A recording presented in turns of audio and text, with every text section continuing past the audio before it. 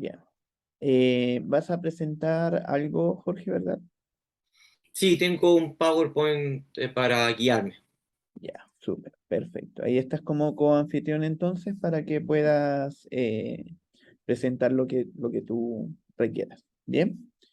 Gracias. Bueno, comenzamos entonces este webinar en el marco del primer ciclo de charlas sobre Chile y el mundo contemporáneo de la Escuela de Historia y Geografía de la Universidad Bernardo Higgins. Y en esta ocasión, para inaugurar un poco esta instancia, tenemos como invitado especial al profesor Jorge Araneda Tapia. Él es actualmente candidato a doctor en estudios internacionales por la Universidad de Ankara Yildirim Besayit en Turquía.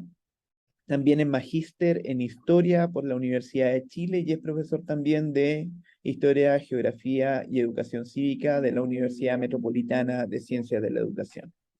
El profesor Araneda se ha dedicado a hacer docencia universitaria en diferentes espacios, tanto en educación superior como también en educación media. Y en ese contexto también tiene, por supuesto, una cantidad importante de publicaciones que apuntan justamente a la investigación y el análisis del mundo árabe contemporáneo, sobre todo. En ese sentido, entonces, dejo con ustedes al profesor Jorge Araneda, quien nos presentará su charla titulada MENA en el siglo XXI y que va a poner énfasis justamente en las condiciones actuales en las cuales se desenvuelve el panorama de Medio Oriente y el norte de África. Bienvenido, Jorge, te agradecemos mucho que estés acá acompañándonos. Hola, buenos días. Muchísimas gracias por la invitación, en particular al profesor Sergio Estrada, que me contactó y además que nos conocemos de hace bastante tiempo ya. Aunque nuestras carreras lógicamente han bifurcado, lógicamente venimos más o menos de la misma línea. Para mí es un placer estar en una escuela que va a ser la base de la formación de muchos profesores que lógicamente van a tener que enfrentarse al siglo XXI y que lógicamente van a tener tantas demandas historiográficas, pero también demandas de los propios estudiantes en un mundo cada vez más complejo y más globalizado que lógicamente va a tener algunos tipos de tensiones con el currículum nacional, particularmente se ha, entre comillas, flexibilizado, pero también ha tenido modificaciones sustanciales y una de ellas es, lógicamente, tener este grave problema casi estructural que tiene que ver con ser bastante occidentalista o eurocéntrico o orientalista, como lo quieran poner, dependiendo en qué escuelas se están situando, y que lógicamente dejan a otros espacios, sobre todo que tienen bastante relación con el mundo latinoamericano, bastante desconectado, y uno de ellos es el mundo de MENA o el norte de África y el Levante, o lo que hoy día se conoce de forma mucho más corriente como Medio Oriente. En ese sentido, tengo una pequeña presentación para, lógicamente, crear algún tipo de debate y, lógicamente, generar algún tipo de discusión en lo posible. Entonces, si me dan un segundo, eh, comparto mi pantalla con ustedes y, lógicamente, comenzamos. Por otra parte, eh, Sí, ahí pregunto se ve si se súper ve la bien, pantalla. súper bien. Estupendo. Entonces, en particular, como me presentaron, yo soy actualmente candidato en relaciones internacionales, particularmente en Medio Oriente, que es mi especialización en la Universidad de Ankara, Yildirim Beyazıt, en Turquía. Actualmente me encuentro en Chile realizando mis investigaciones doctorales. Y lógicamente mi vinculación es, soy investigador del Instituto ASPA, una institución lógicamente que busca acercar en términos institucionales, pero también académico, al mundo latinoamericano con Medio Oriente, y también soy el editor senior de un pequeño portal, un proyecto que lógicamente que los invito a conocer y lógicamente a entrar a él, que se llama el Intérprete Digital. Nosotros lo que hacemos y el objetivo del Intérprete Digital es sin lugar a duda, poner en español, en lengua castellana, artículos, investigaciones de alto nivel, de think tanks o centros de investigación de Medio Oriente, tratando de saltarnos esta idea, ¿cómo se llama?, de que para conocer el Medio Oriente lo único que tenemos que hacer es ver la realidad a través de los ojos o el filtro norteamericano o europeo, que lógicamente es el que supuestamente filtra lo que viene de Medio Oriente y lo entrega al mundo latinoamericano y lógicamente bajo ciertas perspectivas. En particular, como ya lo mencionaba el profesor Estrada, lo que quiero hacer es generar ciertos tipos de preguntas, ciertos tipos de dudas y generar con ello algún tipo de discusión o conversación. Y para eso entremos de lleno a ciertas cosas que hoy en día, no solamente Medio Oriente, sino también con algunos puntos de conexión en Latinoamérica, se están poniendo como algunos de los grandes problemáticas para el siglo XXI. Uno de ellos tiene que ver con diferentes situaciones. Una de esas situaciones, sin duda, es la llamada retirada de Estados Unidos de Medio Oriente, la cual es un análisis bastante superfluo. En realidad, Estados Unidos no se está retirando de Medio Oriente, lo que quiere particularmente es dejar de ser el actor principal y con ello que los propios estados, ahora ya fortalecidos, en la mayoría de los casos de la región, puedan resolver sus conflictos de forma autónoma y que, lógicamente, en el escenario internacional no sea siempre Estados Unidos el que tenga que sentarlos a negociar, forzarlos a negociar y con ello generar algún tipo de acercamiento. Eso particularmente se había concretado lo que tiene que ver con los acuerdos de Abraham y con otras instancias, lo cual lógicamente genera también dificultades o problemáticas que aparecen lógicamente aledaña a ella. Una de ellas tiene que ver con, y eso lo podemos discutir más adelante, con la cuestión palestina, el caso palestino, que lógicamente pasó de ser una problemática árabe, musulmana, ahora solamente ser una problemática doméstica del Estado de Israel y por lo tanto ha dejado de tener esta narrativa en el caso del Estado, no estoy hablando de las poblaciones en términos reales, sino solamente diplomáticos, como una problemática transnacional.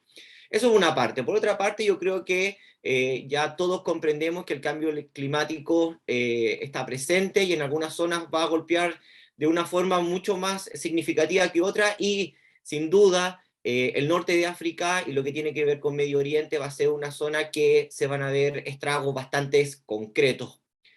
Entre ellos lo que tiene que ver con el cambio climático y con la seguridad alimenticia. La seguridad alimenticia hoy en día es el gran tema a no solamente investigar, sino es el gran tema que la mayoría de los estados de Medio Oriente y algunos latinoamericanos han tenido que ponerle el foco. Y esto tiene que ver particularmente no solo con la baja productividad que están produciendo los países en términos de consumo básico, de producción básica de productos de la canasta básica, sino también tiene que ver con algunos tipos de productos químicos que se necesitan, particularmente como los fertilizantes, que hoy en día, lógicamente, tienen un precio muy elevado en el mercado y además lo que viene a exacerbar todo esto, que el consumo creciente de lo que tiene que ver países como China, India o Turquía, que hoy en día tiene restricciones en la venta de productos básicos, por lo tanto, el mercado sigue subiendo su precio y eso afecta al Medio Oriente de forma constante, que es una de las regiones que mayor tiene problemas de seguridad alimenticia y hoy en día con la guerra de Ucrania, lógicamente, esto ya escapa incluso de la posibilidad de algunos estados como en el egipcio de poder controlar la situación en donde casi el 80% del trigo que se consume dentro del país proviene del mercado internacional. Esas son problemáticas, lógicamente, mucho más globales, pero lógicamente que uno las puede analizar también y puede hacer, lógicamente, comparaciones con Latinoamérica, pero otras mucho más específicas y que tienen relacionadas con lo que tiene que ver particularmente con la conformación de los estados y las democracias, hoy en día con unas democracias liberales que se van retrotrayendo y con un creciente democracias que tienen tonos o de planos que tienen actitudes iliberales o populistas. Recuerden que el populismo, aunque historiográficamente ha sido estudiado en Latinoamérica a lo largo del siglo XX. Jorge, ¿ya? Disculpen, dime. No, Eh, por otra parte, lógicamente el populismo también tiene su correlato dentro del Islam, o lo que tiene que ver particularmente con el mundo árabe. Por otra parte, ciertas dinámicas que son particulares del mundo árabe que tienen que ver con el autoritarismo y con el sectarismo, particularmente con el sectarismo que hoy en día en Latinoamérica se tiende a ocupar entre dos grandes esferas. Por una parte, lo que tiene que ver con la gran división un poco ridícula hoy en día, pero que se sigue ocupando en los medios de comunicación entre el sunismo y el chiismo. Digo ridícula porque en realidad es poco nada lo que nos dice ser o practicar un musulmán, un islamismo sunita o chiita. Es como decir casi ser cristiano. No hay ningún tipo de connotación entre términos de ser evangélico, presbiteriano, ortodoxo, católico. Por lo tanto, decir que un musulmán es sunita o chiita en realidad poco y nada se lo está diciendo. Por otra parte, ciertas cosas, ciertos datos que hay que tener en consideración y que se repiten constantemente, incluso en otras esferas, pero que hoy en día no tienen muchos puntos de validez. Y uno de ellos tiene que ver con que Estados Unidos tiene presencia en Medio Oriente por el petróleo.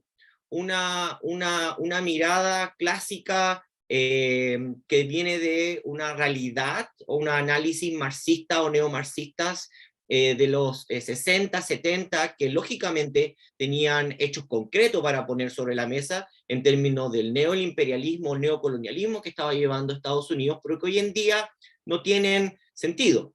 Esos fueron análisis, ¿cómo se llama?, que tuvieron importancia, que explicaban muchas cosas estructurales, pero que hoy en día, 40, 50 años después, ya no tienen validez. En términos de los hechos, hoy en día Estados Unidos no compra absolutamente nada de petróleo de Medio Oriente. Nada. Estados Unidos vende petróleo al mundo, es uno de los mayores productores de petróleo del mundo, por lo tanto, el control que tiene en realidad, o la necesidad que tiene Estados Unidos sobre el petróleo es para abastecer las cadenas de suministro mundial sobre el petróleo y que el precio del petróleo no se dispare, pero en realidad perfectamente Estados Unidos podría subsistir lógicamente con un precio muy elevado, pero podría subsistir sin el petróleo de Medio Oriente. Por lo tanto, en realidad lo que está buscando es en términos de asegurar que no solamente Estados Unidos, sino los aliados y las zonas, lógicamente, donde tienen enorme influencia, no escape el peso del petróleo, que lógicamente Estados Unidos sabe y tiene, lógicamente, una comprensión bastante mejor que muchos analistas, que tiene que ver con que el precio del petróleo trae enormes problemáticas para su aliado. Hay que verlo solamente en el caso de Europa, que lógicamente al entrar en guerra o conflicto bélico de forma indirecta con Rusia, se le escapó lo que tiene que ver el precio del petróleo y también el precio del gas. Por otra parte, tiene que ver con China. China, lógicamente, está entrando en Medio Oriente y también en Latinoamérica con los tratados de libre comercio que, lógicamente, Chile tiene, pero también Uruguay hoy día está negociando. Y, lógicamente, entra con una visión mucho más favorable, quizás mucho más favorable lo que tiene que ver con el mundo latinoamericano, particularmente en donde hay una comprensión entre lo que fue, lógicamente, los movimientos de izquierda y China, que lógicamente tienen una narrativa estatal bastante específica en el mundo latinoamericano, que no existe, lógicamente, en Medio Oriente. En Medio Oriente, la visión que tiene China, que la población tiene sobre China, es una visión, en la mayoría de los casos, mucho más favorable que Estados Unidos, y eso tiene que ver con las intervenciones, lógicamente, estatales que ha hecho el Estado norteamericano en Medio Oriente, y particularmente el caso de Palestina, que ha sido lógicamente un problema que desde 1948 o en realidad un poco antes, lógicamente no ha tenido ningún tipo de solución, y de hecho todos los presidentes, desde Roosevelt en adelante, de los años 50 en adelante, han lógicamente tenido un apoyo estricto a las políticas del Estado de Israel, con lo cual lógicamente crea una enorme desconfianza sobre las diferentes administraciones norteamericanas en la zona. Por lo tanto, China hoy en día aparece como, lógicamente, como un actor serio. En realidad, China utiliza todo el aparato de seguridad de las líneas económicas y exportación de petróleo que salen del Golfo. De hecho, la mayoría del petróleo que se produce en el Golfo, en países como Arabia Saudita, Kuwait, Bahrein, los Emiratos Árabes Unidos, no van hacia Occidente, van hacia Oriente. Es China el principal socio comercial de el petróleo que se produce en la zona, y lógicamente eso lógicamente afianza las relaciones internacionales, y China lógicamente aparece como un actor al igual que Rusia en Medio Oriente, no solamente en términos de vender fertilizante o producto alimenticio, al agrobusiness, sino también en términos securitarios, particularmente lo que tiene que ver con la venta de armamento militar, que a excepción de Israel y Turquía, no producen o no tienen armamento autónomo. Por otro lado, y como ya lo había mencionado, uno de los grandes problemáticas del siglo XXI, que es uno de los tantos factores que hicieron que estallara la primavera árabe. Me imagino que todos ustedes en algún momento han tenido que leer o analizar lo que tuvo que ver con la primavera árabe. La primavera árabe, uno de los grandes factores fue lo que tuvo que ver con la inflación, y particularmente con tres grandes factores. Uno, con el desempleo juvenil. Hay que echarle un poco lógicamente, un análisis comparativo a Latinoamérica. Son factores que se comparten. Enorme desigualdad salarial, enorme desempleo juvenil, entre los 18 y los 25 años, casi un 40% de la población estaba, entre 40 y 55% de la población en este corte etario era desempleada, o incluso hoy en día todavía siguen ciertas cifras en la mayoría de los países de Medio Oriente, más una inflación particularmente por lo que tiene que ver con la corrupción, y un Estado que lógicamente crea un capitalismo que se llama crony capitalism, que es particularmente un tipo de capitalismo en donde se privatizaron la empresa en los años 90, al igual que en Latinoamérica, en el Medio Oriente pasó exactamente lo mismo, pero quedaron bajo el control de familias o ciertos grupos de poder. Entonces no fue una privatización abierta, sino bajo ciertos grupos de control que lógicamente terminaron consolidando al Estado y a los gobernantes de esa época. En el caso particular o más claro tiene que ver particularmente con Egipto, en donde va a ser una cúpula militar de ex generales y ex aparatos de Mujabarat, que se le llama en árabe, que particularmente tiene que ver con el servicio de seguridad, que es mucho más amplio de lo que se entiende en términos del español común. Tiene que ver con eso, y ellos van a quedar a cargo de lo que tiene que ver particularmente con las empresas que se van a privatizar. Por lo tanto, si ustedes ven la seguridad alimentaria, donde viene el trigo, por ejemplo, en Egipto, el trigo, la mayoría del trigo es extranjero, igual que en el Líbano, Marruecos, Arabia Saudita, por ejemplo, particularmente el 99,9% del trigo que Arabia Saudita compra viene de un puro productor que es Estados Unidos, y por lo tanto esos son racionalidades que hay que comprender en términos de que puede que haya malas relaciones en términos de bilateral, en términos de gobierno, en términos de presidente, pero las relaciones económicas no se pueden quebrar porque las estructuras estatales están cooptadas por estas relaciones económicas, y por lo tanto, más allá de que Bin Salman o el nuevo presidente Biden tengan roces políticos, se lleven bien o se lleven mal, eso en realidad, ¿cómo se llama? No puede sobrepasar ciertos puntos, porque ambas partes conocen de que hay una relación de dependencia en términos securitarios, militares, pero también económicos, y eso pasa con la mayoría, ¿cómo se llama?, del Estado, y eso es ciertas lógicas que hay que ponerlas en contextos para comprender por qué, por ejemplo, Turquía y Rusia tienen ciertos tipos de facilidades, o Irán tiene ciertos, ¿cómo se llama?, lazos con ciertos países como China, Rusia o Turquía, porque hay interdependencia económica que no los habilita para, lógicamente, tener un desplazamiento total. Por otra parte, serios problemas, ¿cómo se llama?, que atraviesan los países y que lógicamente hoy en día también se ven en el mundo latinoamericano, que tiene que ver, por ejemplo, con la contaminación.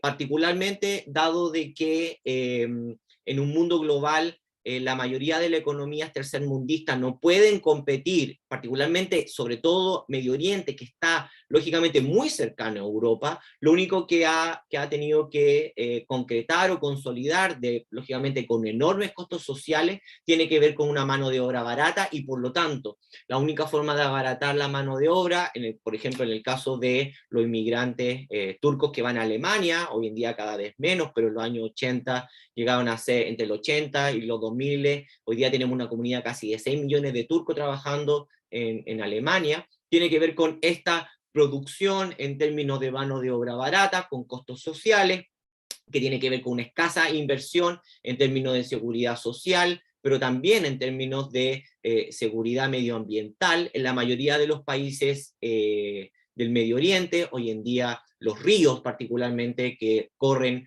a través y lo ancho del Medio Oriente, desde el Éufrates, pasando por ejemplo por el Nilo, y otros tipos por ejemplo, el río Jordán, son actualmente invivibles, no existen casi nada de animales que puedan sobrevivir, y de hecho, el río Jordán, sabemos que la mayoría de los turismo religioso que va hacia por el lado jordano, por el lado de Israel, tiene cada vez más, se presentan, por ejemplo, los turistas que se vayan en el río Jordán, aparecen con alergias por el agua contaminada en términos químicos. Y como ustedes ven cuando se hacen el Arab Barometer, que hace encuestas a lo largo y ancho del mundo del Medio Oriente, pregunta, por ejemplo, en términos de la contaminación del agua, ustedes ven que desde Irak, Egipto, Tunisia, hasta Marruecos, todo está lógicamente, sobre el 80%, donde la gente está, lógicamente, muy preocupada. Por otra parte, lo que tiene que ver con necesidades o con demandas estatales que hacia el estado de las poblaciones de Medio Oriente, que no están muy lejos de lo que tiene que ver con el mundo latinoamericano, que tiene que ver particularmente ya no con la expansión del sistema educacional. Hoy en día la mayoría de los estados de Medio Oriente son bastante nuevos, del 50 en adelante, pero hoy en día, lógicamente, las demandas tienen que ver con calidad, más que con cobertura, y eso lógicamente hace de que la mayoría de los estados, la mayoría de las personas demanden a los partidos políticos tradicionales y a los partidos políticos modernos, y ahí hay una pregunta de cómo los partidos modernos pueden responder a estas demandas post-primavera árabe, tiene que ver con la educación, con la salud, con la contaminación y con el transporte. Y no particularmente como de repente se nos hace ver que la mayoría de las personas en el Medio Oriente solo sale a protestar en términos del terrorismo. El terrorismo para las personas, para la mayoría de los ciudadanos del Medio Oriente es una problemática real, pero no es la demanda en términos, ¿cómo se llama?, estructurales. Sino más bien otro tipo de problema. Por otra parte, también lo que tiene que ver con el sectarismo, con esta extraña relación entre identidad religiosa o identidad étnica. En la mayoría de los casos, uno de los países que históricamente se ha analizado y se comprende bajo el modelo sectarista o sectario, que tiene que ver con el Líbano, en tanto de que su propia constitución deja establecido de que ciertos puestos de gobierno se tienen que votar a través del código sectario.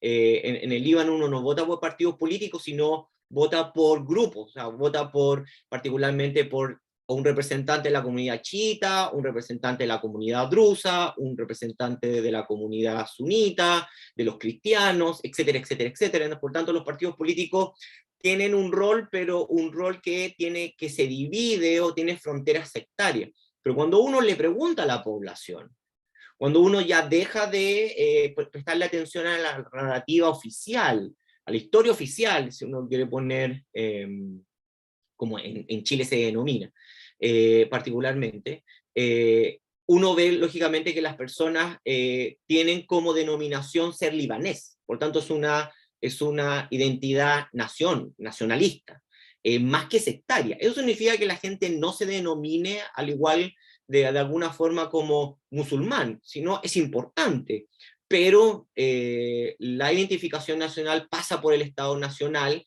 y no pasa siempre por los códigos religioso, y ahí tiene que ver con una problemática particular. Ya planteándonos todos estos problemas, que yo no he presentado ninguna solución, sino solamente le estoy planteando solamente problemas para que ustedes vean cómo los solucionan, en términos, como se llama, no solamente de clase, sino también cómo explicarlo.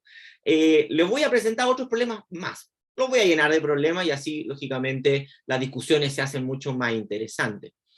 Por una parte, ciertas presunciones básicas que yo creo que todos como profesores de repente tenemos grandes problemas para verla. Y esto tiene que ver con una parte como un estudio mucho más historiográfico o un análisis mucho más, más interiorizado.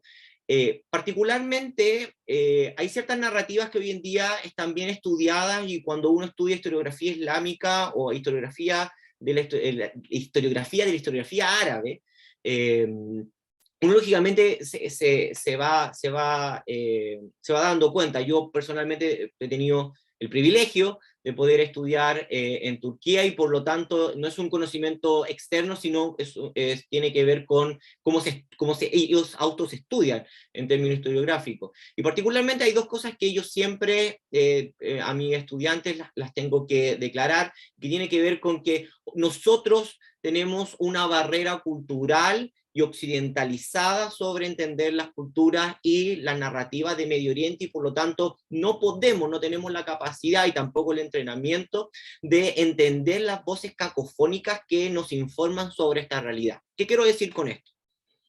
Particularmente porque no dominamos los idiomas, no dominamos ni el árabe, ni el turco, ni el persa, particularmente nos tenemos que basar en fuentes secundarias o terciarias que lógicamente provienen de traducción de la traducción, y con lógicamente diferentes filtros, desde estudios que se hicieron en inglés o en francés o en alemán y después al español, y lógicamente con un desfase temporal bastante amplio que tiene que ver con el gran problema de las traducciones, que la traducción de la traducción lógicamente te puede llevar a una obra estupenda, pero con 20 años de desfase.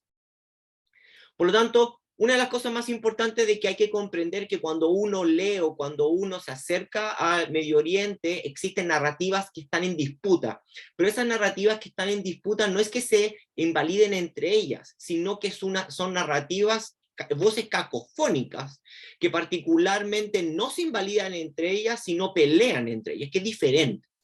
Y aquí tenemos tres grandes, entre comillas, narrativas. Uno tiene que ver con la narrativa de la producción de conocimiento oficial, tanto de instituciones del Estado en términos oficiales, la información que sale de los ministerios, pero también universidades. Estamos hablando de Estado autoritario, Estados liberales, por lo tanto, la capacidad que tienen los centros de estudios ligados a los estados, a los gobiernos, es poco lo que pueden hacer en términos de autonomía. Por lo tanto, el Estado produce un conocimiento y produce un saber que lógicamente trata no solamente de convencer, sino de recrear el pasado, de controlar el pasado, de controlar la narrativa, sino también como medio de exportación. Por otra parte, tenemos las instituciones islámicas, algunas de ellas estatales, que lógicamente tienen que hacerle pleitesía al Estado, y otras de forma autónoma, que lógicamente también tratan de convencer a la población sobre otro tipo de narrativa en disputa con el Estado o a la par con el Estado.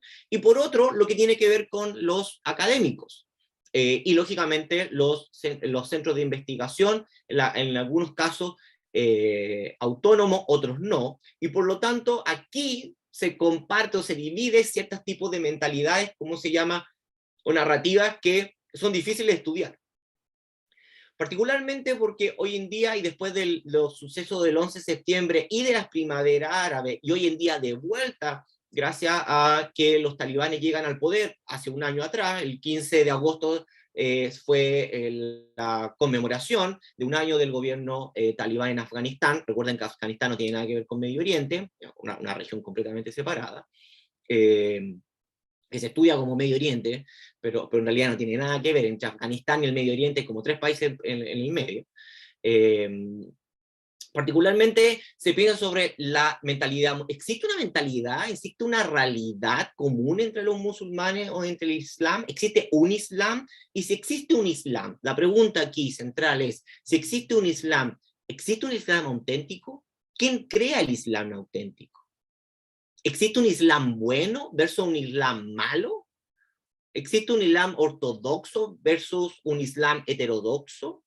Por lo tanto, ¿es la academia la llamada a crear un Islam marginado versus un esencial?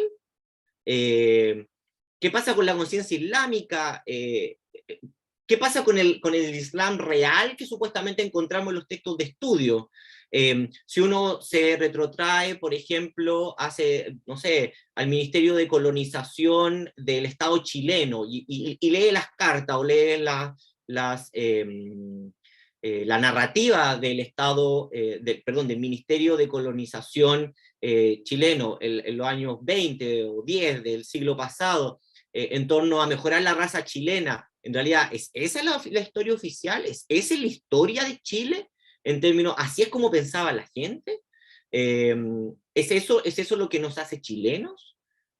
Por lo tanto, estos tipos de dinámicas en torno a lo que tiene que ver con el pasado histórico y lo que tiene que ver con el Estado, que también recrea su propia historia, y ahora actores religiosos que también lo crean, dificultan este aparato en particular. Por lo tanto, tomando lo que tiene que ver con la obra de un norteamericano, Aaron Hughes, que escribe un pequeño libro que se llama Situando el Islam, particularmente nos pone en juego ciertas preguntas. Por ejemplo, estudiando grupos extremistas católicos cristianos, como por ejemplo el Ku Klux Klan, ¿habría que estudiarlos como un grupo completamente separado de la religión? Uno estudia al Ku Klux Klan o a la extrema derecha católica como un grupo que en realidad pervierte la religión, y por lo tanto hay que comprender todo lo que ellos dicen en términos religiosos no tiene ningún tipo de verdad en términos narrativos. Por lo tanto, la gran pregunta que se hace a Hughes es, al estudiar los grupos extremistas islámicos, ¿hay que estudiarlo como grupos no musulmanes? ¿Es posible estudiar los grupos extremistas como Al-Qaeda, Boko Haram, Daesh, los talibanes, siempre bajo la lógica de que, ok, ellos dicen ser musulmanes, pero en realidad no son musulmanes? Porque en realidad sí existe algo que en algún momento existió, que fue ser lo que realmente era ser musulmán. ¿Y qué es eso que era lo realmente ser musulmán? Yo te lo recreo, más allá de que, lógicamente, sea una construcción historiográfica.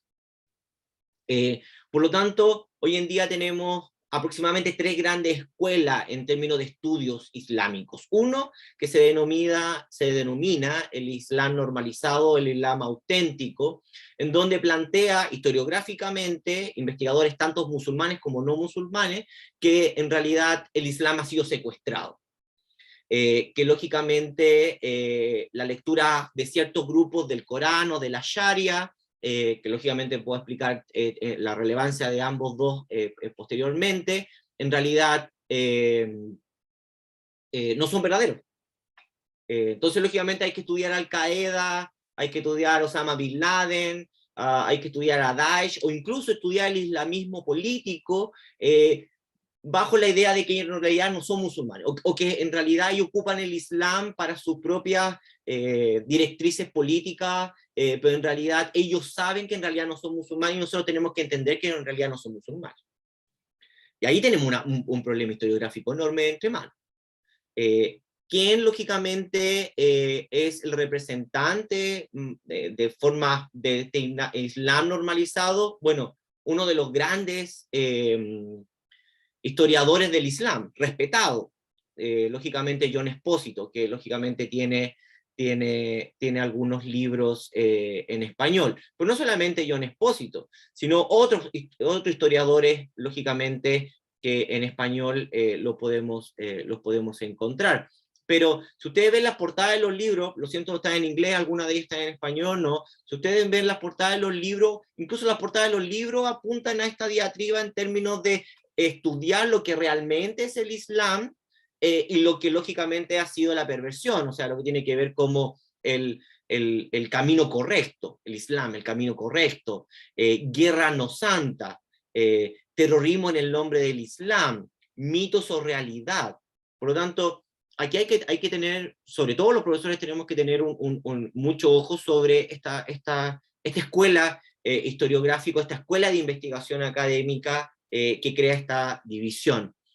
Por otra parte, hay un Islam que se llama el Islam, la escuela académica que se llama el Islam progresista o liberal, que es otra de las apuestas contemporáneas en términos de cómo debería estudiarse el Islam contemporáneamente, y que tiene que particularmente parte de la base, que lógicamente es bastante fácil de aceptar, que el Islam lógicamente tiene todas las características como religión para aceptar y fortalecer los sistemas democráticos. Y lógicamente hace un juego entre una discusión teológica, entre lógicamente lo que el Corán dice, o la Sharia, o la Sunna, dice sobre los sistemas estatales o políticos, lógicamente, y por lo tanto el Islam es liberal, liberal en términos del liberalismo político clásico norteamericano, en términos de la constitución de Estado, derechos fundamentales, derechos humanos y libertad personal.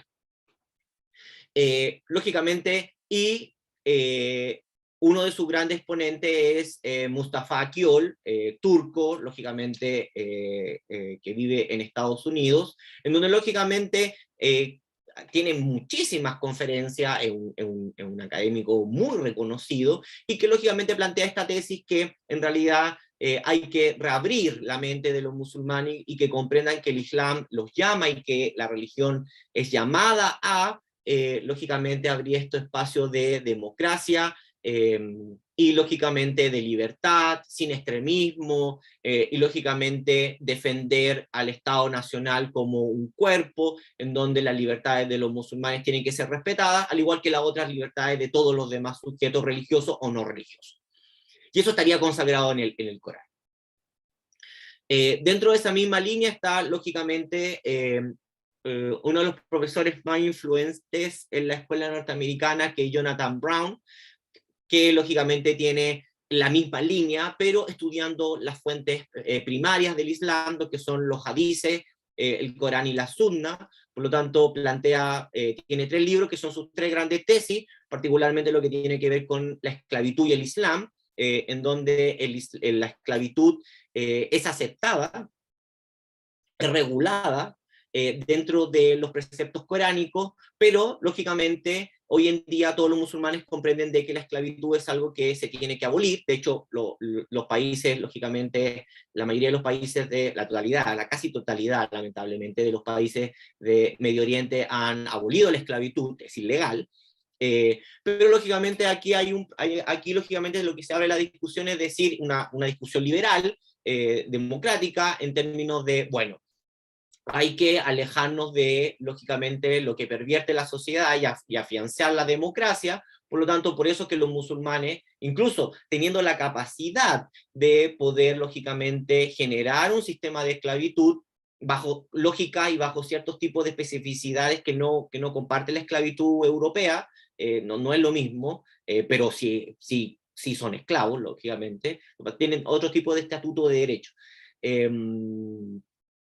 Particularmente se puede abolir. O sea, por lo tanto, los musulmanes a lo largo de su historia, a lo largo de los 1400 años de historia, lógicamente han podido cambiar.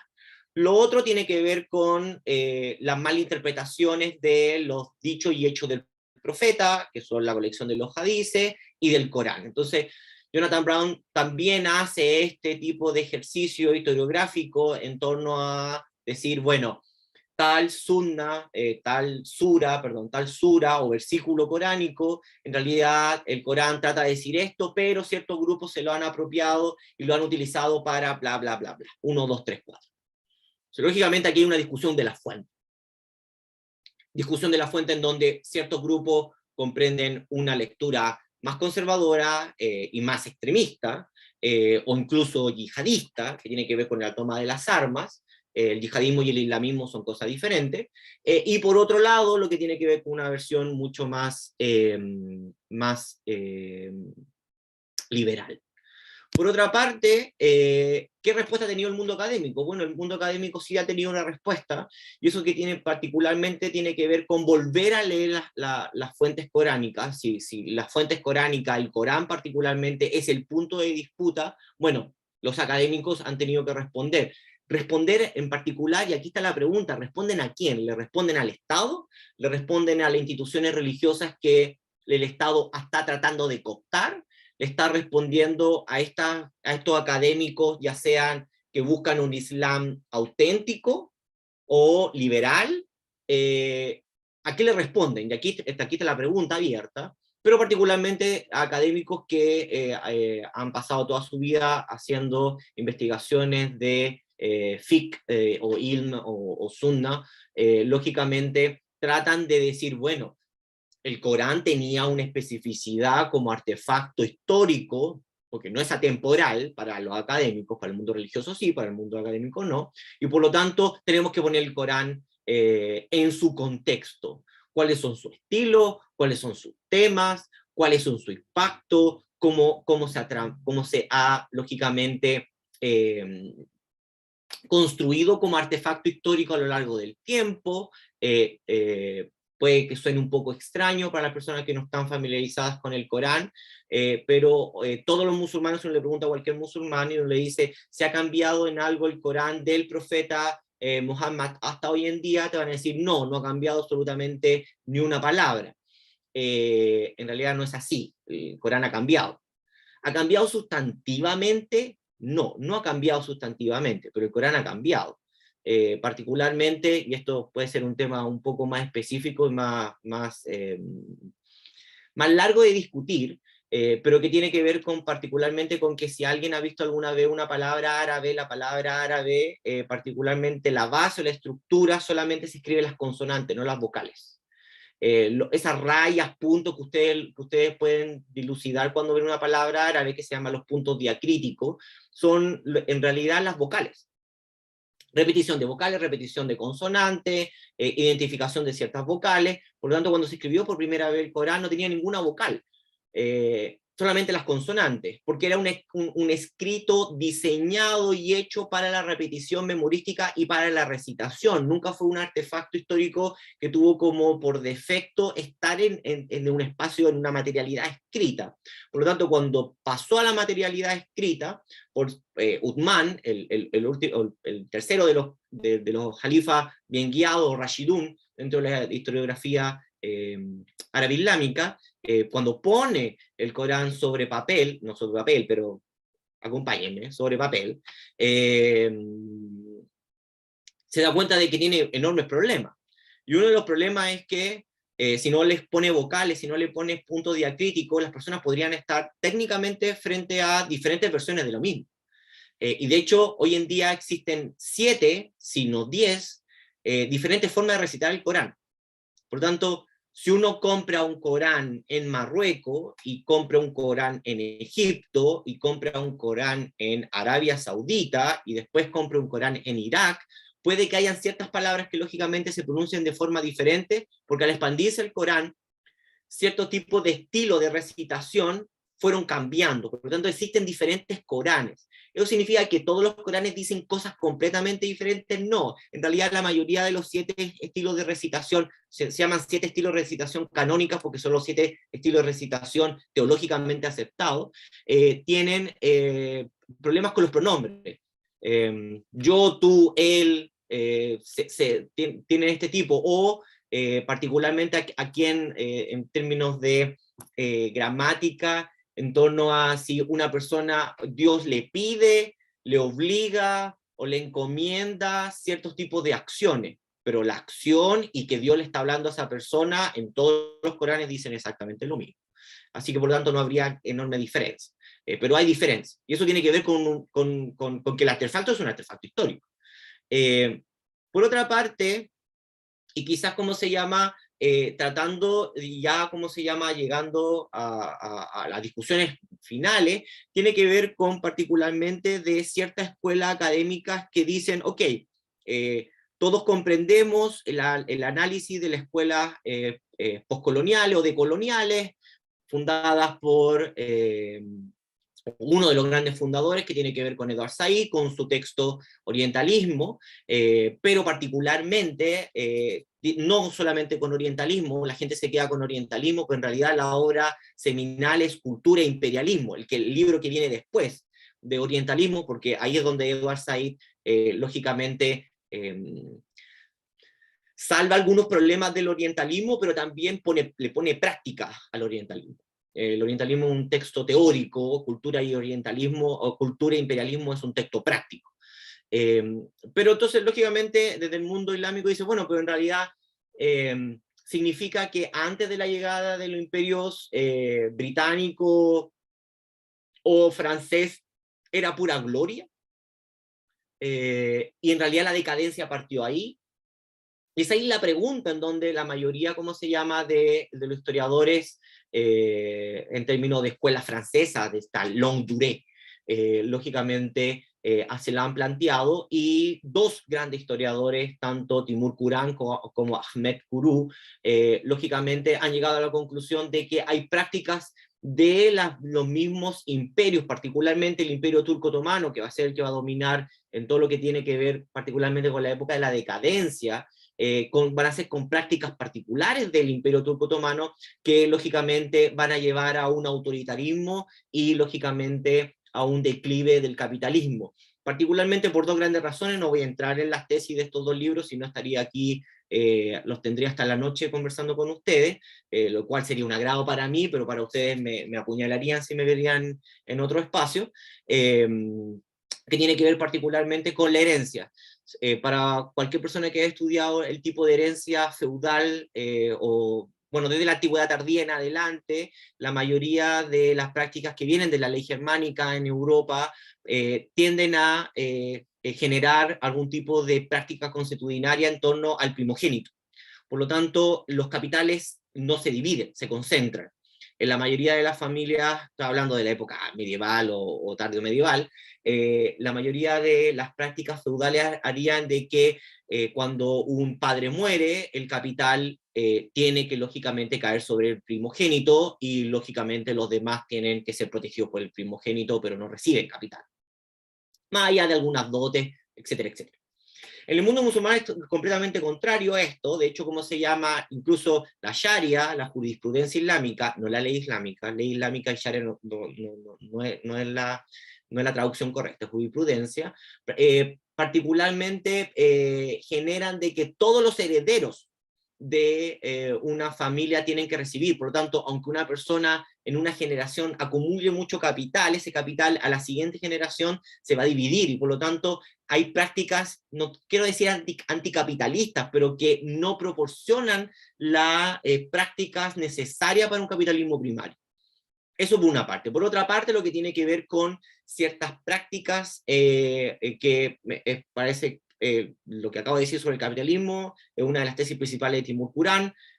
Ahora paso a la tesis de Ahmed Kuru, que particularmente Ahmed Kuru lo que plantea es que la gran época clásica, o la llamada época de oro, en donde la sociedad o las sociedades o la civilización árabe islámica o islámica particularmente va a generar toda una enorme cantidad de conocimiento que va a ser transmitido lógicamente al mundo europeo, y que ellos lógicamente se denominan como el Renacimiento, porque el Renacimiento solamente existe en el mundo europeo, no existe en el mundo árabe.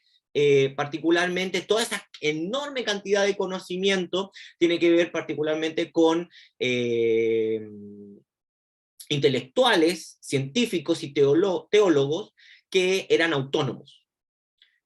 Particularmente desde el siglo XI en adelante, todas las madrasas, todas las universidades a lo largo y ancho del mundo islámico van a caer en manos del Estado, y por lo tanto el Estado o los imperios van a, lógicamente, quebrar esta autonomía intelectual, y es ahí en donde, según Ahmed Kuru, va a iniciar esta decadencia.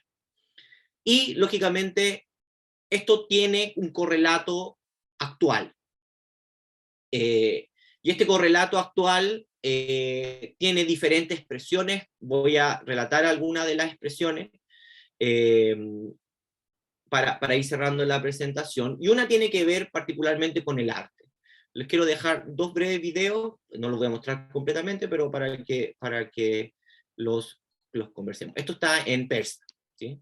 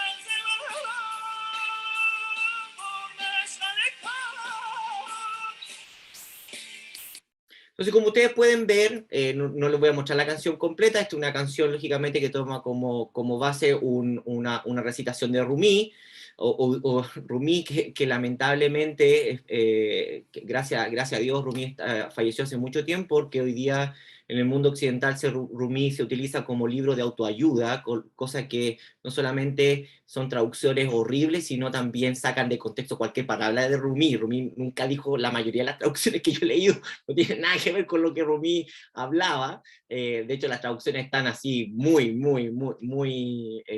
tendenciosas, completamente tendenciosas, pero también muestra, lógicamente, en este video, volviendo al punto, lo que tiene que ver con la música, con el arte, con las disputas, lógicamente, actuales, sin abandonar esa tradición, que compite también con otro tipo de tradición y con otro tipo de arte, que ya no viene lógicamente, de una práctica, entre comillas, como mucho más secular, sino también tomar, lógicamente, práctica antigua y llevarla a un público mucho más masivo, que por ejemplo tiene que ver con las canciones de Yusuf, que es una estética, lógicamente, muy moderna, no son hombres barbones, sino es una multiculturalidad de hombres musulmanes, que lo que hacen es cantar y recitar el Corán. Esto es recitación de coránica pura.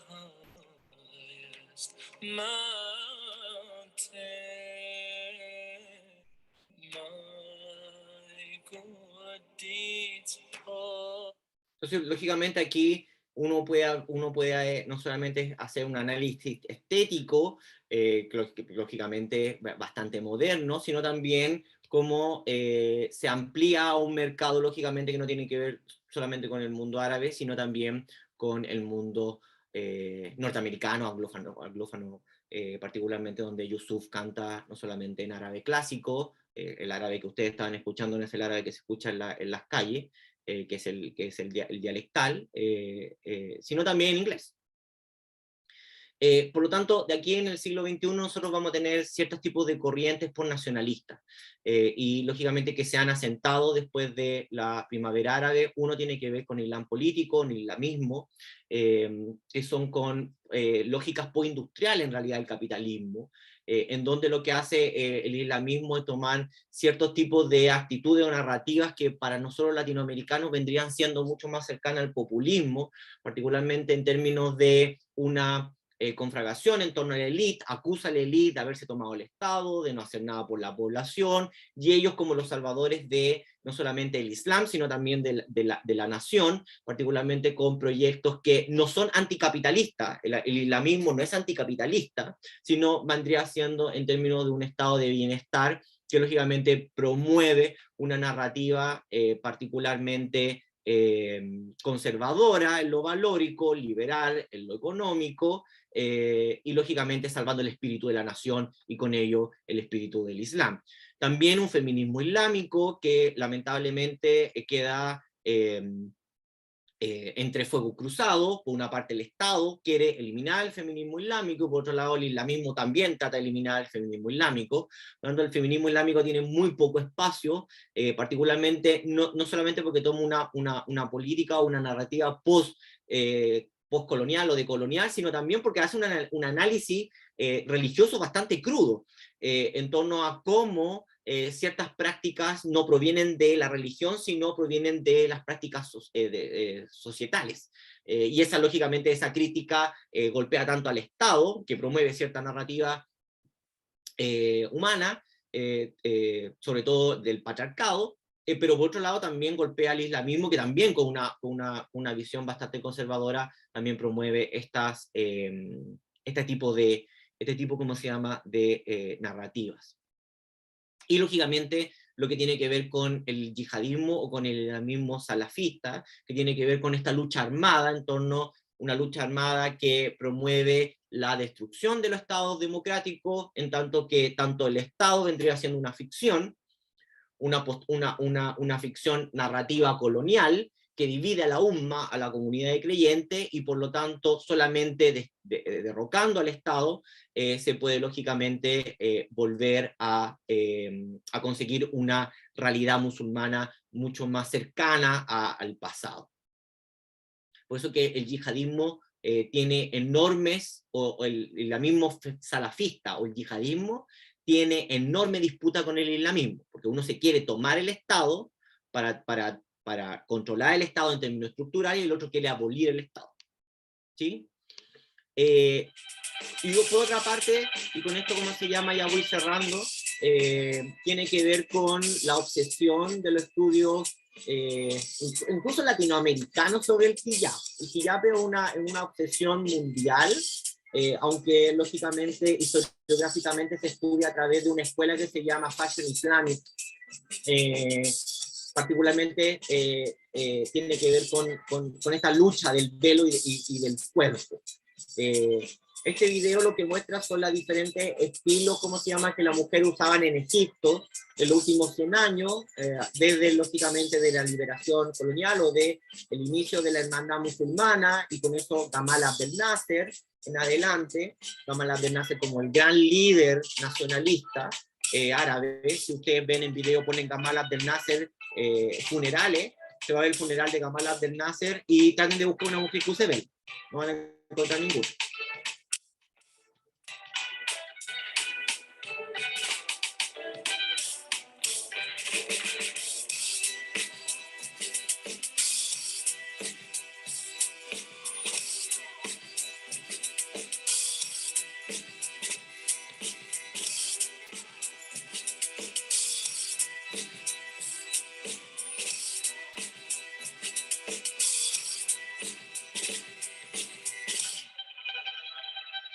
ustedes pueden encontrar esta playlist en YouTube. Está en Siria, Irak, Egipto, Yemen. Tiene varios estudios sobre la estética del velo. En particular, la dinámica orientalista que se estudia sobre el velo en el mundo occidental y latinoamericano tiene que ver sobre la liberación de la mujer o no. Si la mujer no ocupa velo, es libre; si ocupa velo, es oprimida, pero en realidad el velo, ¿cómo se llama?, tiene una narrativa interna que ha sido bastante estudiada, que particularmente el velo y la ropa denomina ciertas actitudes y ciertas narrativas corporales o performance, como si ustedes lo quieren poner, en términos, ¿cómo se llama?, de clase y, lógicamente, de estructura personal. ¿Qué quiero decir con esto? A nuestros ojos, sobre todo a ojos masculinos, todos los velos son iguales y todos es igual, algo que está en la cabeza. Pero en realidad, los velos, ¿cómo se llama?, tienen bastante niveles de análisis. Uno del nivel de análisis tiene que ver con el color del velo, el largo del velo, la estructura del velo. Todas las mujeres no ocupan el mismo estilo de velo. De hecho, particularmente las mujeres musulmanas pueden saber, mirando a otra persona, de qué país o qué ciudad proviene solamente por el estilo del velo, capas de velo, cuántas capas se está ocupando de velo, y por lo tanto una mujer que ocupa un velo no solamente está expresando actitudes políticas, sociales, pero también de clase. Hay velos que valen 1.000 pesos y hay velos que valen $500,000 de pesos. Y por lo tanto, una mujer que ocupe un velo de $500,000 de pesos no está lógicamente bajo la lógica de la modestia religiosa musulmana, sino está poniendo en juego una narrativa de distinción cultural o distinción de Bourdieu clásica en torno a cómo se llama la distinción social en términos de poder adquisitivo. Entonces, cuidado, el velo no es solamente lo que uno ve, sino lógicamente lo que trata de expresar. Y con esto lo cierro, y estas van a ser las dinámicas un poco complejas, pero estas son las dinámicas que hoy en día, en el siglo XXI, los van a acompañar a todas las personas que estén interesados en este mundo. Esto es un análisis, como se llama, un poco más específico sobre los caminos que ha tenido que tomar dos corrientes del islamismo, o posislamismo, como se denomina hoy día. La superior, en la parte superior, tiene que ver con Turquía; en la parte inferior tiene que ver con Túnez, uno con el Partido de Desarrollo y Progresismo, el AKP, como se llama en Turquía, con el presidente Erdogan, y lógicamente en la parte inferior con el partido islamista también, Al-Nahda, o Ennahda. Que Al-Nahda significa renacimiento o levantarse. Y lógicamente tiene que ver con varias cosas. Primero, tiene que ver con la ampliación del electorado, qué hacer con las clases medias, qué hacer con la pequeña burguesía nacional, qué hacer con los grupos, como se llama, no urbanos, que lógicamente, y esta es una narrativa muy populista que tiene que ver con que los grupos no urbanos se sienten abandonados por el Estado en términos narrativos, pero también en términos de estructura social.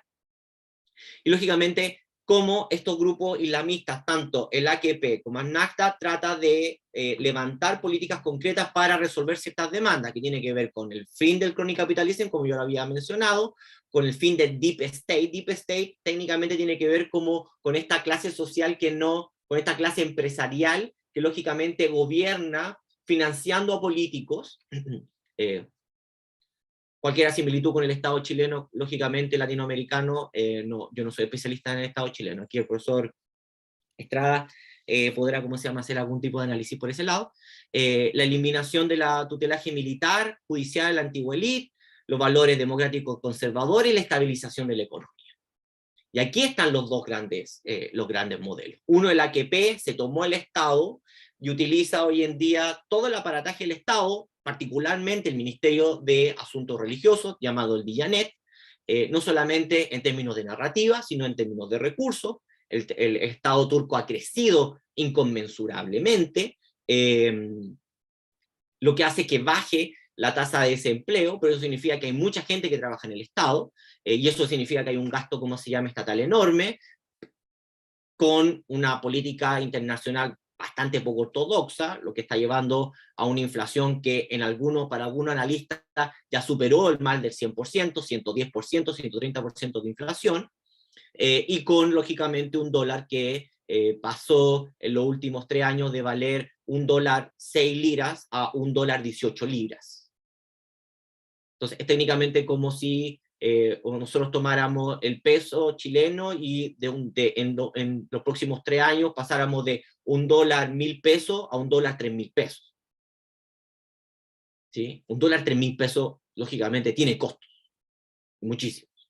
Y por otro lado, como tanto el AQP como ANACTA tuvo que generar una línea estatal, particularmente que se desligó del yihadismo y del salafismo, en tanto que era o cooptarlo, cosa que no lo pudo hacer, y por lo tanto tuvo que ilegalizarlo o destruirlo en términos de su presencia política. En esta complejidad del siglo XXI es donde los analistas nos movemos, y por otra parte en esta complejidad es en donde los estados contemporáneos del mundo árabe, particularmente actores claves como Arabia Saudita, Emiratos Árabes Unidos, Egipto, Siria lógicamente con su guerra insalvable, guerra civil, o Turquía, entienden la lógica y actúan en términos de poder y consolidar su poder, no solamente en términos narrativos o discursivos, nacionales y extranjeros, sino también con su propio electorado. Y por lo tanto, cosas que desde aquí no nos hace sentido, desde la perspectiva nacional de MENA sí hace mucho sentido.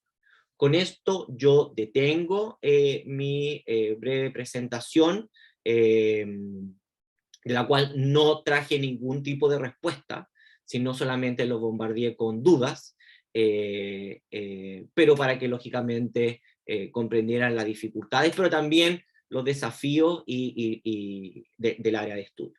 Muchísimas gracias. Bueno, Jorge, te agradecemos mucho la presentación, sin lugar a dudas, tal como dices tú, trajiste más bien una serie de problemas, pero que ante todo, y partiendo de lo que tú mismo planteabas, ¿no es cierto?, nos instalan sobre todo en torno a la necesidad de poder profundizar y poder conocer cada uno de estos aspectos, cada una de estas problemáticas también, entendiendo justamente que, como muy bien decías tú, generalmente estamos como marcados, mediados por esa lógica desde el punto de vista de que poco y nada sabemos de Medio Oriente, sino que lo que sabemos generalmente está mediado por lógica colonial, etc. Así que estamos muy agradecidos, ha sido una presentación esclarificadora en muchos sentidos y que justamente nos permite acercarnos a la realidad que actualmente se desarrolla en MENA. Y vamos a dejar espacio para preguntas a nuestros estudiantes que nos están acompañando, si es que quieren realizar alguna pregunta en torno a la presentación que acaba de hacer el profesor Araneda. Una pregunta, ¿sí? ¿Es posible? Sí, claro, dale, Alfredo. Hola, buenos días. Mi nombre es Alfredo, profesor Araneda. Yo quería preguntarle, respecto de esta hipótesis que tienen los analistas internacionales de que la violencia islámica se debe o tiene parte de su génesis contemporánea a que el mundo islámico no se hace cargo, entre comillas, de su propio proletariado y de las problemáticas que tiene ese proletariado. Y estoy refiriéndome a los conceptos que la prensa ha utilizado y que los analistas internacionales chilenos han trasladado en su análisis acá. Me pregunto, ¿cómo ve ese análisis usted? ¿Qué tan pertinente es? Independiente de las categorías históricas y las distancias, ¿verdad? Que uno puede comenzar a establecer por estas categorías semánticas. Pero es así. El mundo islámico no se ha hecho cargo de sus problemas sociales y lo ha trasladado, derivando su justificación a un occidente agresor, y particularmente los países islámicos que gozan de recursos, de privilegios, de bonanza económica y que no son particularmente solidarios con su mundo, con su esfera de influencia. Eso. Muchísimas gracias por tu pregunta, Alfredo. Yo creo que yo la descomprimiría en varios niveles. En primer lugar, si hagamos el ejercicio contrario, si particularmente si cualquiera de nosotros estuviéramos escuchando televisión en Egipto y hicieran un análisis sobre Chile, y en vez de decir Chile, nosotros dijéramos Latinoamérica, y dijéramos Latinoamérica tiene estos problemas. Latinoamérica tiene un problema, por ejemplo, de subvenciones constantes a las problemáticas sociales. Uno como chileno diría, eso no pasa en mi país. Si nosotros, por ejemplo, escucháramos en las noticias y dijéramos, no, lo que pasa es que en Latinoamérica el gran problema es la disputa entre el mundo católico y el mundo evangélico, en términos políticos. Uno como chileno diría, eso no pasa aquí. Pasa, pero no como una disputa en contra del Estado. Por lo tanto, yo creo que uno de los grandes problemas del análisis desde el mundo latinoamericano, más allá de entrar a la disputa en torno a los llamados analistas o expertos de Medio Oriente en Chile, tiene que ver particularmente con este análisis como bloque. Cada país tiene sus propias particularidades y hay que comprender dentro de las particularidades por qué ciertos países pueden responder o han respondido de cierta manera y de otros no. Particularmente porque tenemos, al igual que en el mundo latinoamericano y en cualquier caso, en cualquier continente, tenemos diferentes formas de gobierno, por lo tanto, diferentes formas de gobierno son incompatibles para encontrar la misma respuesta. ¿Qué quiero decir con esto? Tenemos monarquías autoritarias, tenemos monarquías parlamentarias, tenemos estados que tratan de buscar un camino hacia una democracia liberal con los costos que tiene eso, y por otra parte tenemos estados, la mayoría de ellos, estados autoritarios y monarquías absolutas religiosas. Por lo tanto, el gran problema que nos dificulta es particularmente cuando cae una noticia o nos llega una noticia y hay una respuesta particular de un estado en particular, y esa respuesta se da como la respuesta de los estados árabes en torno a la problemática. Entonces, eso tiene que ver con un punto. Por otro lado, las respuestas particularmente de los estados árabes en torno a las demandas sociales tienen mucho que ver particularmente con la situación económica que los países árabes, exceptuando el Golfo, tienen. Ustedes pueden constatar mis palabras en un libro que en la mayoría de las bibliotecas hoy en día se encuentra, que es La historia de los árabes de Albert Hourani, que es un libro que en Chile estuvo bastante de moda y que yo me acuerdo que un par de años atrás valía casi 5.000 pesos en cualquier librería. Albert Hourani, lógicamente un profesor de Oxford, pero originariamente de Egipto, daba cuenta de que a la salida de los británicos y el nacimiento de Egipto contemporáneo en 1952 y después con su consolidación en 1954, el Estado hace un censo de los profesionales y se encuentra como que en Egipto, después de aproximadamente más de 100 años de presencia británica, los británicos llegaron en 1805 y se fueron en 1952, Egipto tenía 9 a 11 doctores nativos, doctores médicos me refiero, nativos. Entonces, particularmente el daño en términos de la destrucción de una burguesía nacional que es inexistente de forma natural, en términos, como se llama, de economía consecutiva, en términos teóricos normales de la consecución del latifundio, que lógicamente con la reforma agraria, lógicamente nace la burguesía nacional, etcétera, etcétera. Eso no existe en el mundo árabe. Eso no existe. Particularmente la reforma agraria se utilizó para consolidar el poder estatal, porque la gente no era ciudadana. Hasta que Gamal Abdel Nasser en los años 60 hizo la reforma agraria, había gente en Egipto que no sabía que existía Egipto. Estamos hablando del año 60. Por lo tanto, modelos de industrialización fueron completamente insalvables, y que lógicamente pudieron ser consolidados solamente bajo la lógica de que Medio Oriente jugaba con el apoyo en el contexto de la Guerra Fría entre aportes o cheques en blanco que entregaba tanto el Banco Mundial o el FMI y la ex Unión Soviética. Y con eso mantenía una careta de un Estado que se estaba industrializando y una sociedad que lógicamente se estaba modernizando, que en términos, como se llama, reales, se modernizó. pero lógicamente habría que ahí entrar a hacer una discusión en torno a modernización y modernidad.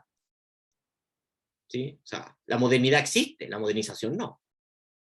Y por lo tanto, cuando lógicamente cae el neoliberalismo y estos países se privatizan, es donde lógicamente los estados colapsan.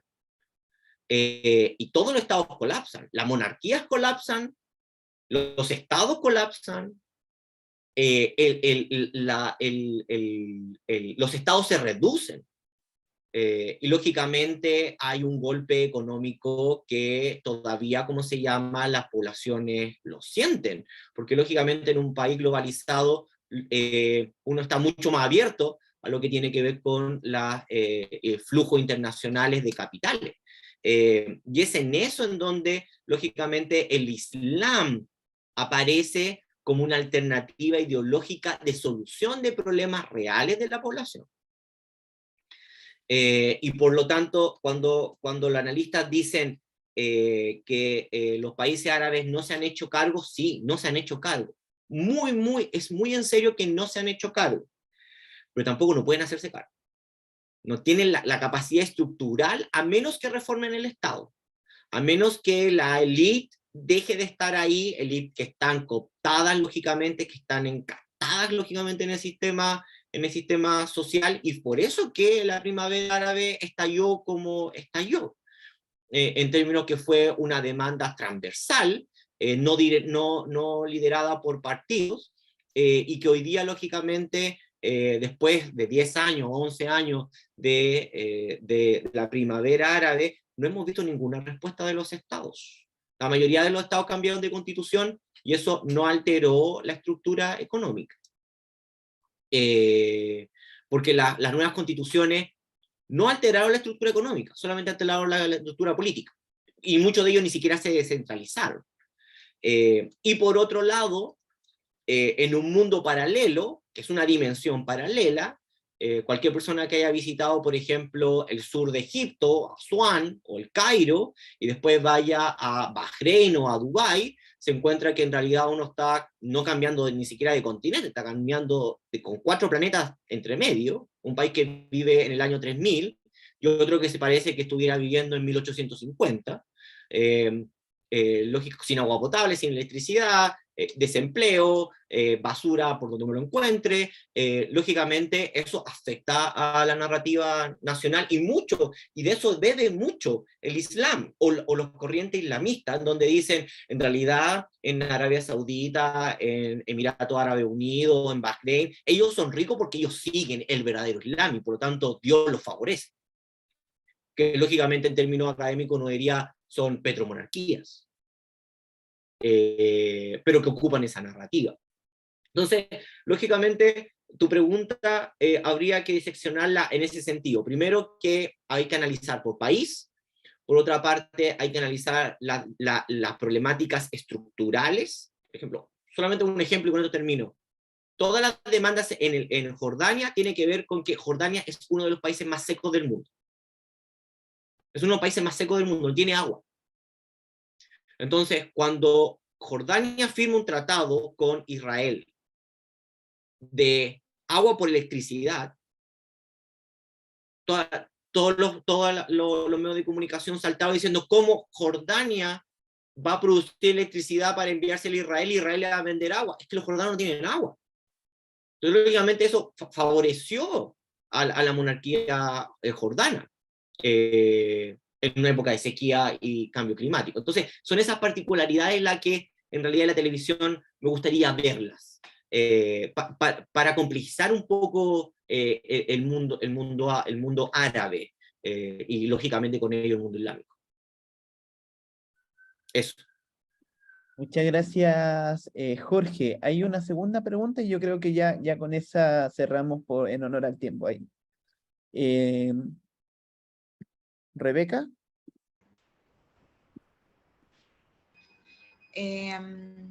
A mí me surgió una duda cuando usted empezó a hablar sobre como esa negativa a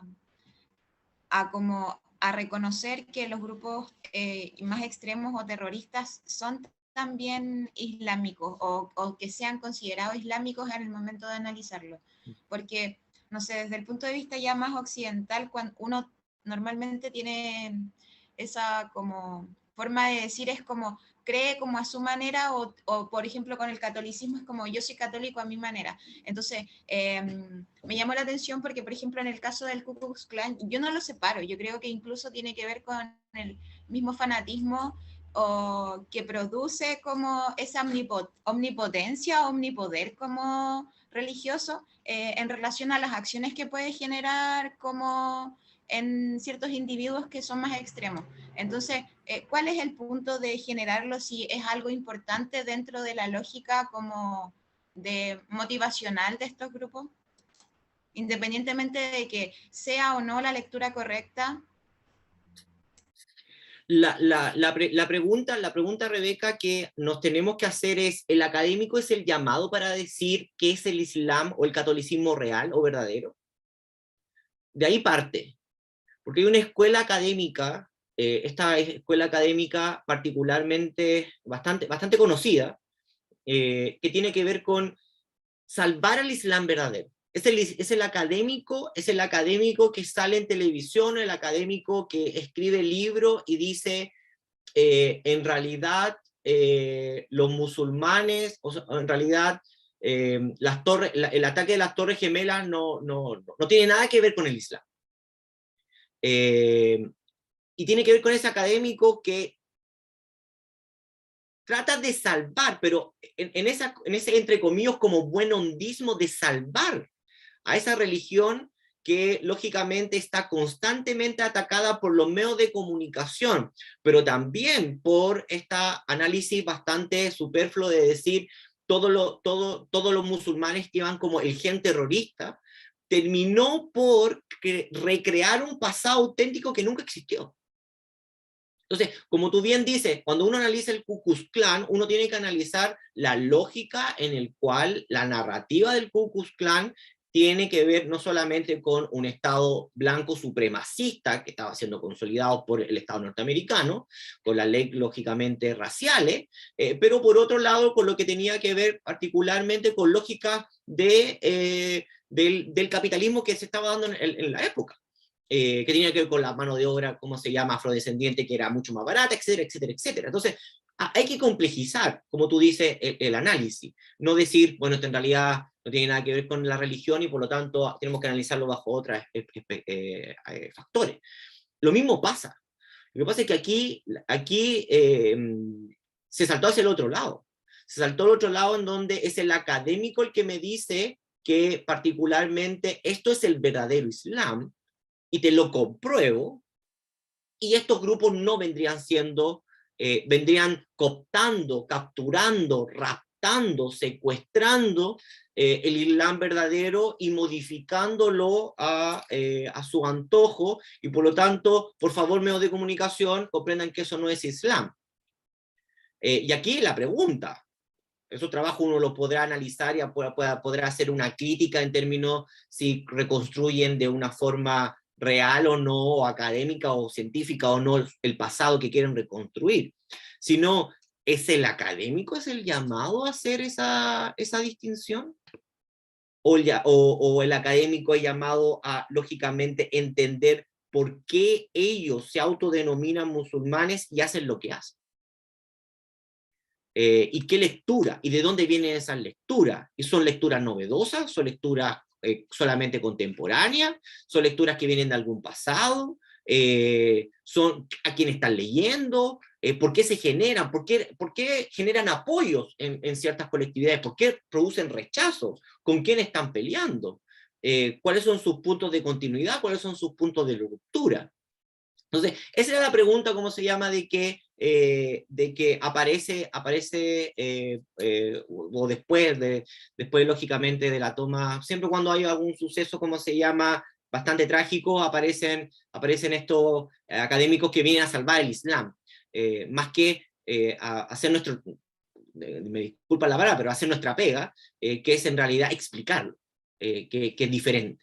Espero haber respondido tu pregunta, Rebeca. Sí, profe, gracias. Bien, entonces, Jorge, te volvemos a agradecer mucho tu presencia. Sin lugar a dudas, es una presentación que queda, digamos, como una gran introducción porque es un tema extremadamente interesante y extremadamente profundo y esperamos, por supuesto, y te dejamos invitado a una segunda instancia para que podamos seguir justamente hablando y conversando sobre estos temas.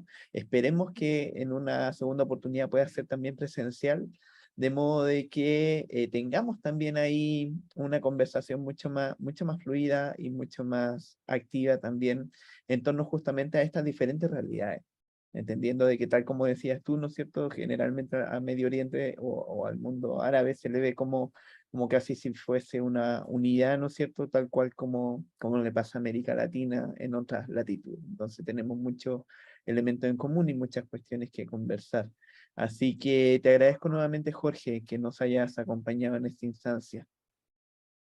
No, el placer es mío. Quedo lógicamente encantado de haber estado contigo y particularmente con futuros profesores como nosotros también tuvimos nuestra oportunidad en su momento y en nuestra escuela para formarnos y lógicamente para formar a futuros profesionales que se van a encontrar que quizás con mayor dificultad o con mayor demanda de los futuros estudiantes en las aulas a lo largo y ancho de Chile.